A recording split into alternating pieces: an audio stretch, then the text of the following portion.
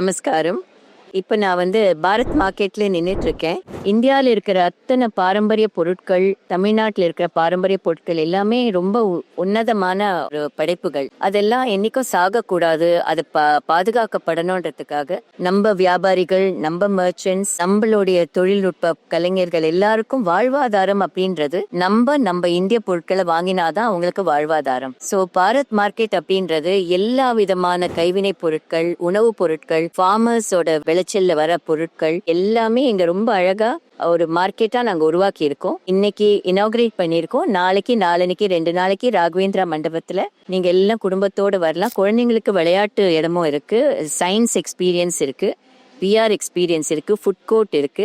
இந்த மார்க்கெட் எல்லா ஊர்களுக்கும் எடுத்து செல்ல வேண்டும் என்பது எங்களுடைய நோக்கம். அதுக்கப்புறம் பெர்மனண்டா ஒரு கடையாக பாரத பொருட்கள் நல்லபடி விற்பனையாகி நம்ம வியாபாரிகள் அதுல பயனடையணும். மால்ஸுக்கு போற அதே எனர்ஜியோட இந்த இடத்துக்கு நம்ம வியாபாரிகளை ஊக்குவிக்கணும்னு கேட்டுக்கொள்கிறோம்.